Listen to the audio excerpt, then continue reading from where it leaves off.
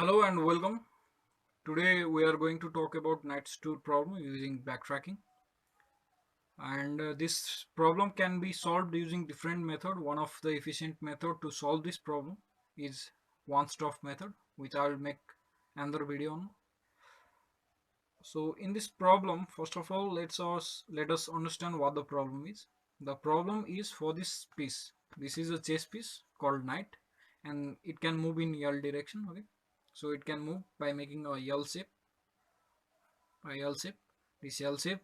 From here we count two moves, then we make one move, which gives us a L shape. Okay, so this is how our knight moves in the chess. And if you look at this board, from this position we have 8 moves available for this chess piece.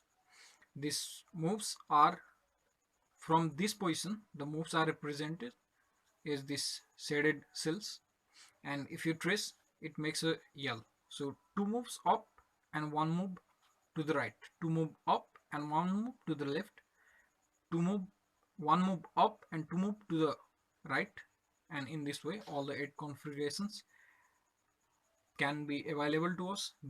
All of these moves can be represented in this vector or in this array, 1i array. So these two combine to give us a single move. Okay, so the first move here in the 0th position is 2 and 1. Move x by 2 and move y by 1. From this position we can represent this as move x to the 2 position. Okay, add. So if from position 2 we add 2, then we get 4, and we add 1 to our y, which gives us 3. Okay, so from this is a position 2 2, we add 2 1 to this and we get 4 3. So these are the 8 available moves. So let us try to understand what backtracking is. So what backtracking is it's a concept. So in backtracking, what happens is, from this position you make your first move. Okay, so this is 0th move and you make your first move. Okay, and from this position you make a second move, and from this position again you make a third move, and you keep making moves till this cell is covered. If whole of the cell is covered with your moves and you make 64 total moves, 8 into 8 moves, then you have a solution. But if you don't have a if that solution doesn't arise through any combination, then this problem can be solved. The consecutive moves you make should cover all of this board with the move number, which ranges from 0 to 63, and in doing so we'll find a solution. Okay, for example, let's suppose from here you move here and you keep making on moves. Okay, so suppose in your 10th move, which is here, all of the available moves to this 10 is covered. So let's suppose this is our 10th move and we reach here and we try to, we loop through all the available moves. Okay, so we move in this direction and we see this, and this is already okay. So from this position we loop through all the available moves. Okay, we look at here and this position is already occupied. We look here, this position is already occupied. This move is occupied. This move is also occupied. This move is occupied. This is also occupied. This is also occupied, and this is also occupied. So from, if you reach this position and you reach this state, you cannot make any further moves from this position. Okay, so what backtracking is, if you look at this 9th move, from this position you can either move here or you can also move to these 2 positions instead of moving here. Okay, so if you backtrack to this position and move to this position, suppose we didn't go here and we instead went here. Okay, then from this position you could have another set of moves. Okay, for example, if you went here instead of here, you could have moved to this position and make future moves to other positions from the consecutive positions. Okay, so that is the idea of backtracking. You first check the first move, and if this move can produce a solution, then we continue with the move. But if we reach a state such as given here where we cannot make any further moves, then we backtrack to its parent move. Okay, so the parent move of 10 is 9, so we backtrack here, and from this position, instead of making this move, we make another move.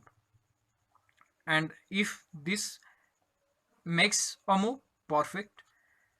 If this also doesn't produce a valid move, for example, if this is blocked, okay, so then it doesn't have any, and this is also blocked, so you can see this also doesn't produce us any solution. So what we do is, again, we backtrack here. Okay, if we are backtracking, then this we didn't, it means that we didn't make the 10th move, so we will cancel that move. And we moved here, we didn't find any solution, the 10th move could not be this, so we backtracked and tried our next option that was available to us. This would be our 10th move if it could have produced us a solution. Since it didn't, we backtrack and then we make another move. Okay, and if even suppose this position is also filled up, so you can see from 9th position we don't have any valid moves that will produce us a solution. Okay, so we had two moves from here and both of those didn't produce us a solution. So what we do is again backtrack from 9 to 8th. Okay, so maybe this was our 8th position, maybe. So we backtrack here, and instead of moving to 9, we can see from this position we could have made a different choice and move here and explore the other choices. So this is how backtracking works. Okay, so you can represent this in a tree. From our first position, we have 8 total moves available to us: 1 2 3 4 5 6 7 and 8. So this, we have 8 total moves. So what we do is we do depth first traversal. That means we keep on traversing through the depth, or we take a node. That means we take a node and we explore this node first instead of exploring the other available choices. Okay, we will explore these choices next time if this doesn't produce us a solution. So we make this move, and then again we make first move available to us from here and another move available to us from there. Okay, suppose in this point all of the 8 moves that we have, are invalid. Okay, all of them are filled, just like when we moved to this position and all the 8 positions were invalid. So what we do is we backtrack to this and we explore another choice that is available to us. If from here also you could not produce any solutions and all other solutions that could be explored from here were blocked, then we again backtrack to its parent, and instead of exploring this 0th position, we explore the first position and try to figure out if this has a solution. So if we keep on doing that, we'll produce a tree something like this, and the depth of the tree will be total of 64 moves. Okay, sorry for the handwriting. So if you, so the way we know, okay, the way we know that this cell is valid and the move hasn't been made to this cell is this -1. Okay, this -1 means that we haven't been to here. Okay, if we have been here, then it won't be -1. Okay, so what do we do in our program is we initialize first solution 8 into 8 matrix and we fill them with all the cells are filled with -1. That indicates that we haven't moved anywhere, and we make the first move here and replace the -1 with 0. That indicates that this is our first move. Okay, so when we finally make all 64 moves, our move count will be 64, and if our move count is 64, then we will have already covered all the cells from 0 to 63 move, and we already have a solution. So this is a program I wrote. So this is a program I wrote in C++ to solve this problem. What I have done here, first of all, is that I have defined the constant n to be 8, and I have made a vector or a one-dimensional array of all the available moves I showed in the paper. Okay, so these are the 8 moves which can be represented as follow, which are given as this. This function here displays the matrix. This utility function is valid, checks if the move is valid or not. So we know the move isn't valid if we already moved to that cell. Okay, if we move to that cell, then the cell won't have -1. Okay, and also we should be in the boundary of these cells. Okay, so our x should not be greater than 8. Okay, and x should not be less than 0. Okay, x should be between 0 and 8, and similar for y, it should be between 0 and 8th position.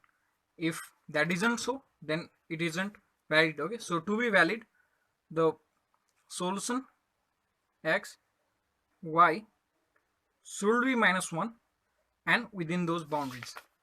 So this utility function checks if there is a -1 and this is between the boundary of the 8 into 8 matrix that we have. Then what we do is, in this function, what this does is solve the problem. I'll come to here later. First of all, let us look to our main. So we haven't done much in our main function. It simply initializes a 8 into 8 matrix. The n was defined to be 8, and then it fills all the cells with -1 and it makes the first move. Okay, the first move will be the 0th position. That's why the move count is 1. Okay, it indicates that one move has already been made. So if we made 64 total moves, we found the solution. If not, then we figure out the solution. So this matrix is initialized with all -1. The first position is initialized as 0, and then we pass this matrix and the position. This position x and position y indicates where we are in the 8 into 8 matrix. Okay, so 0 means we are here and we haven't made any move except the first move, since the move count is 1. So let us look at our main function and how it works. Please remember that we have a utility function is valid, which checks if the move is valid or not. That is, if the position is a position where we haven't been earlier and it is well within the boundary of the cell. It is necessary to check that we are within the boundary of the cell, because suppose we have something like 9, something like, okay, 8-1. Okay, this 8-1 will be this, or no, the 8-1 will be the 8th and 1. Okay, this will be our 8th 1 position. Okay, so if we add 2 and 1, we produce 10-1. Okay, and the 10-1 isn't available here.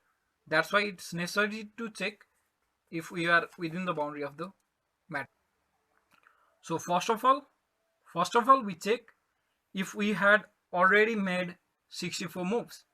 If we have, then we have already solved the problem, so there is no need to do anything further.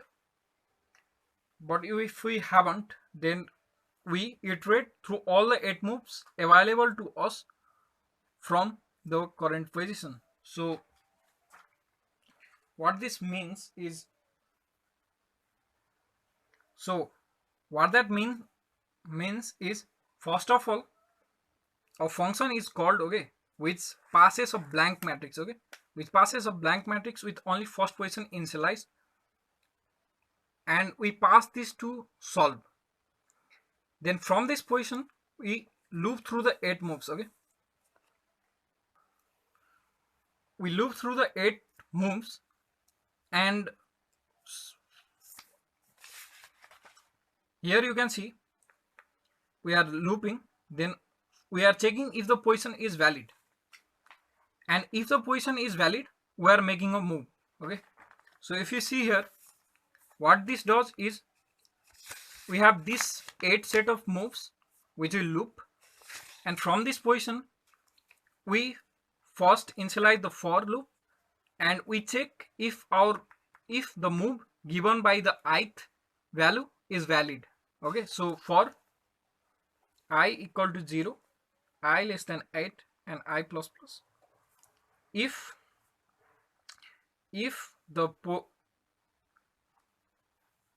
so if a move is valid, then this position x plus x move I, and position y plus x y move y I should be valid, okay. That is what this is checking. And if this is valid, since this position is valid, when we haven't initialized this will be -1, and this will be well within the boundary of the 8 into 8 matrix. So what we do is, we indicate this as our first move, and we recursively call to this position, okay. So this places 1 here, the moves count is placed to our first move, and then the recursive call is made to the next position.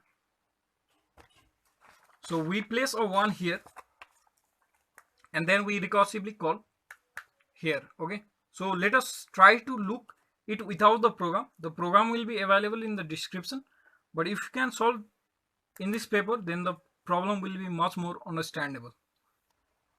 So suppose whole of these cells are filled with -1, okay, all of them are filled with -1. If this is blank, then just know that it is a -1, okay, for making it clean. And all these positions are -1 for now, okay. This is our initial condition. We have a first move and all the moves are -1, okay. So then we loop, then we start and check if the first move is valid.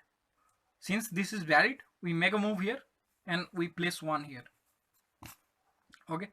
Then we start from this position to check if it has any valid moves. If it can produce any valid moves, then we mark the move and we again solve for this position, okay. And in this way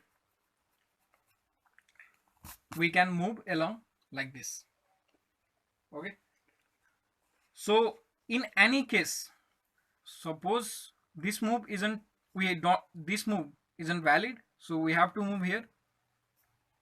This will be our fourth move, and from here the first move here isn't valid, we don't have this as a valid move, so our fifth move will be here, and we keep moving like this, okay. So it doesn't have here and here, here, so our first move, our sixth move will be here, okay. And since this position is already occupied, our seventh move will be here, and in this way we keep moving. And in any case, if we could not produce a solution, then what we do is backtrack. For backtracking, what means is, suppose the similar case is the starting. Suppose from this motion, if you can't make any move, then you simply put a -1, and then the for loop will continue for this position, and if this also doesn't produce solution, it will backtrack here, by placing -1 here, and the for loop will continue. That means that instead of this position, the for loop will, since this is position 5th or 6th, the for loop will go for the 7th position and it will try to solve the problem. So you can see that when we move through all the moves and none of the moves are valid, okay, so you can see that, so if you look here, after this for move I have placed a return false. This return false, so we look here, and after this for move we have placed a return false, okay. So this indicates that the move we made could not produce a valid solution. And if we see here, while making a recursive call we have placed a if condition. That means that if we try to translate it in a normal language, what this means is, if after making this move, you can produce a solution, then return true, okay. If you can't, then backtrack, okay. And if the for loop goes through all the moves and returns false, then this will backtrack. So this is the meaning behind this program. Try to run it and see if you can solve it, okay. I'll again, or last time, I'll show what that means in this cell. So you have this position, okay, this matrix is passed to us. So initially here, this matrix is passed to us, okay, and since the moves count isn't 64, we iterate. The move is, we make the 0th move. The 0th move from this position is this. We make the 0th move since this is valid, okay. If is valid, this is valid, so we make the 0th move. We place a 1 here, and if this position produces a solution, then return true. If this could not produce a solution, then backtrack.